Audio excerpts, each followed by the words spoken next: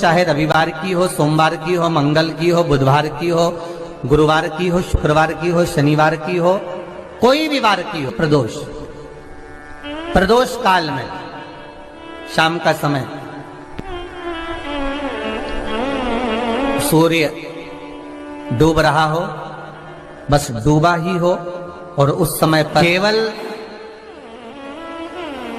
3 दिन ऐसे रहेंगे, 3 बार ऐसे रहेंगे, 3 तिथियां ऐसी रहेंगी, 3 समय ऐसा रहेगा जिस समय पर तेरे द्वारा निर्मित शूल को भी शिव धारण करेगा और जगत का कल्याण करेगा।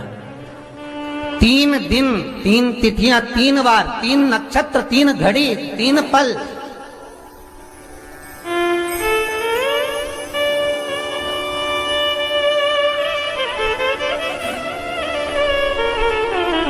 जिसमें बाबा शूल भी धारण करते हैं, और शूल अकेले धारण नहीं करते महाराज, जो धतूरा होता है ना, दर्शन करें धतूरे के, कांटे कांटे सा होता है धतूरा, तो वो धतूरे के साथ में बाबा शूल धारण करते हैं, बेलपत्री के शूल को। ये बहुत बहुत आनंदमय कथा है महाराज जी,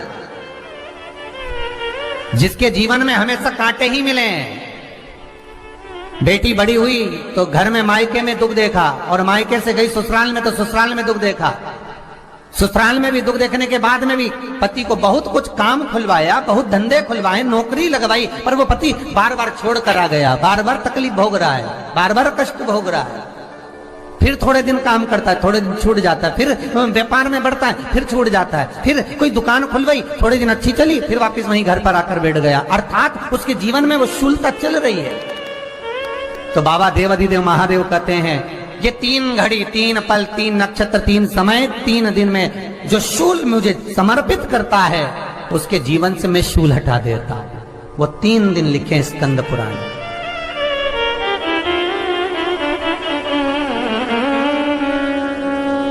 महाराज, बैसाख महीने में जो प्रदोष आती है, बैसाख के महीने में बहुत ध्यान से सुनना भाई, जो अपनी जिंदगी से बहुत तंग आ गए हो, परेशान हो गए हो, कष्टमय जीवन जी रहे हो, बहुत दुखी हो गए हो, उनके लिए ये स्कंद पुराण का चरित्र फिर मिले ना मिले, आप प्रेम से सुन लो भाव से। पहला, बैसाख महीने की प्रदोष,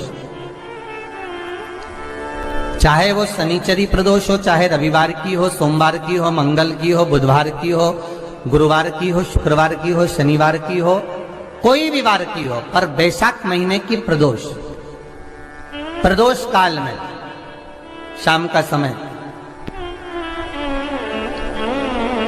सूर्य डूब रहा हो, बस डूबा ही हो, और उस समय पर सूर्य के डूबन के तुरंत बाद बाबा को धतूरे के साथ में बेलपत्री ना चढ़ाते हुए, बेलपत्री के वृक्ष के 7 कांटे बाबा के शिवलिंग पर समर्पित करे जाते हैं महाराज, अपनी जिंदगी में अड़चनों को हटाने के लिए। फिर आप जिस व्यापार में उतरे, जिस व्यवसाय में उतरे, जिस नौकरी में उतरे, आप दिल से करें, आपको तरक्की मिलेगी। आप हार नहीं सकते, नीचे नहीं आ सकते, उन्नति पर ही चढ़ेंगे। एक वैशाख मास की प्रदोष। दूसरा, शिवरात्रि के दिन मध्याह्न का समय महाराज, जो बड़ी शिवरात्रि होती है माघ की, बड़ी शिवरात्रि के अंतर्गत मध्याह्न का समय, दोपहर के ठीक 12 बजे, चाहे फिर वो कोई भी दिन हो महाराज, शिवरात्रि जिस दिन पड़ रही हो,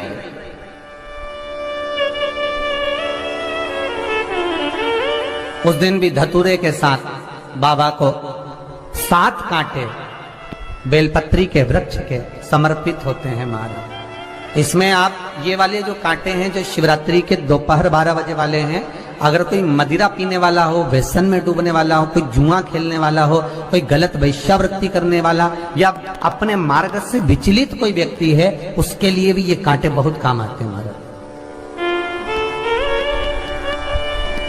दूसरा, पार्वती, तेरे द्वारा तेरे नयन अश्रु से जो प्रगटा हुआ बेल का वृक्ष है, द्वितीय शूल मैं वहां धारण करता हूं। तृतीय श्लोक, तीसरा श्लोक जो वर्णन करा गया महाराज भगवान। हेलो फ्रेंड्स, आप सबका हमारे YouTube चैनल @SV धवन में स्वागत है। हम अपने चैनल के माध्यम से भगवान की इस कथा को ज़्यादा से ज़्यादा लोगों तक पहुंचाने का कार्य करते हैं। हमारे चैनल पर पंडित मिश्रा प्रसाद जी द्वारा बताए गए शिव महापुराण के उपायों का वर्णन मिलता है। यदि आपको हमारी वीडियो में कोई खामी नज़र आती है तो कृपया करके हमें कमेंट बॉक्स में बताएं। महाराज बेलपत्री के पेड़ के नीचे विराजमान होकर, बेलपत्री के पेड़ के नीचे जिसको नौकरी के लिए या एग्जाम में बैठ रहा है वो जल चढ़ाए, बेलपत्री के पेड़ के नीचे थोड़ा सा दूध चढ़ाए, फिर जल चढ़ाए और अपने राइट भाग में घी का दिया और अपने लेफ्ट भाग में तेल का दिया। किसी भी प्रदोष के दिन, प्रदोष काल में एक बार लगा दे, उसके बाद में अपनी कामना कर कर बेलपत्री के पेड़ के नीचे धोख लगाकर प्रणाम कर कर आ जाए और चले जाए इंटरव्यू के लिए, बाबा उत्तीर्ण करा ही देगा, नौकरी दिलाए। जिस दिन रविवार की प्रदोष पड़े उस दिन एक लाल वस्त्र में पीली सरसों रखकर और उसके अंतर्गत कुछ भी, एक या तो बमूल का कांटा ना मिले तो गुलाब का कांटा ही उसके अंतर्गत रख लीजिए। और मान लो कोई काम ऐसा है कि उसमें पैसा तुम्हारा आ ही नहीं रहा, बहुत घाटे पर घाटा जा रहा है, नुकसान बहुत हो रहा है और कोई काम हो ही नहीं रहा, तो महाराज जिस दिन रविवार की प्रदोष पड़े उस दिन एक लाल वस्त्र में पीली सरसों रखकर और उसके अंतर्गत कुछ भी, एक या तो बमूल का कांटा ना मिले तो गुलाब का कांटा ही उसके अंतर्गत रख लीजिए और उसको शिव मंदिर का स्मरण कराकर शंकर भगवान का नाम लेकर रू भैरव, कौन सा भैरव है उसकी भी कथा भी आने वाली है। ये दारुक नाम के राक्षस का संहार करने के लिए जब माता अवतार लेगी तब शंकर भगवान बच्चे का रूप रखकर रोएंगे, तो शिव जी का एक नाम होगा रू भैरव। ये भैरव कहां पर रहता है तो कहा ये शमशान में रहता है। कहां रहता है ये भैरव? शंकर का जो एक अवतार है रू भैरव, ये भैरव अवतार शमशान में रहता है।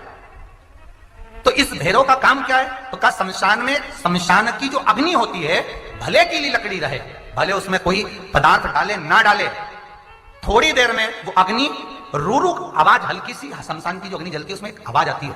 आप ऐसे कोई अग्नि जलाएंगे ना तो आवाज नहीं आएगी, ध्यान देना। हमारे शमशान में अगर जो लोग गए होंगे मुर्दा जलाने के लिए तो अगर वो एकांत में बैठेंगे तो उसमें से एक आवाज आती है रू रू रू। तो शिव पुराण कह रही है कि उस सरसों को, कांटे को रू भैरव का नाम लेकर जिस व्यापार जो नहीं चल रहा है, दुकान जो नहीं चल रही है, उस दुकान के सामने, उस व्यापार के सम्मुख में उसको जला दिया जाता है। यह करा जाता है रवि प्रदोष के लिए। महाराज कौन से प्रदोष? रवि प्रदोष के लिए, जो सुख का भान कराती है, व्यापार की उन्नति के लिए, समृद्धि के लिए, लक्ष्मी के लिए इसका प्रयोग किया जाता है। तो यहां आप स्वयं भाग्यशाली हैं, आप स्वयं किस्मत वाले हैं। कोई कैसे कहते तुमको कि तुम अभागे हो? ना ना, हमारे बराबर भाग्य नहीं है किसी का।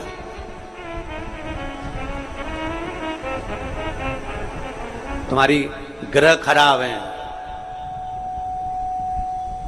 तुम्हारे ग्रह खराब है। संभेश्वर महादेव का नाम 7 कनेर के पुष्प, कितने?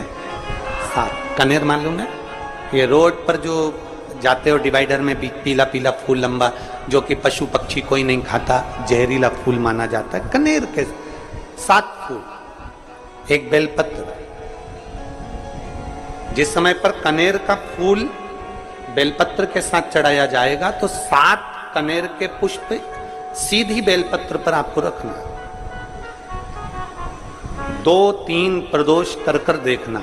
अगर कोई आपसे कहे कि आपका भाग्य ठीक नहीं चल रहा, आपकी किस्मत ठीक नहीं चल रही, आपके ग्रह ठीक नहीं चल रहा है, आप भाग्यशाली नहीं हो, पहले तो वहां से उठ जाओ। उसके बाद में देवाधिदेव महादेव के पास 7 कनेर के पुष्प एक बेलपत्र में रखकर नंदीश्वर के पास में बैठकर श्री शिवाय नमस्तुभ्यम बोलकर अशोक सुंदरी वाली जगह पर स्पर्श कराकर भगवान शंकर पर 7 फूल के साथ बेलपत्री की डंडी अशोक सुंदरी की साइड हो, ऐसा स्मरण करते हुए शिव को समर्पित कर दे। वही बेलपत्री 5 बार नमः शिवाय या पंचाक्षर मंत्र, षडाक्षर मंत्र या श्री शिवाय नमस्तुभ्यम बोलकर वही बेलपत्री 3 प्रदोष, 4 प्रदोष, 5 प्रदोष, 2 प्रदोष, जितने प्रदोष आप चढ़ा रहे हैं प्रदोष काल में, वो बेलपत्री लाकर अपने कक्ष में, अपने पूजन वाले स्थान पर रखते जाओ। एक बेलपत्री एक प्रदोष पर लाओगे, अगला प्रदोष आएगा कितना अंतर पड़ता है। आपके भाग्य बदलने में आपको खुद मालूम पड़ जाएगा कि आपकी किस्मत कैसे बदल रही है।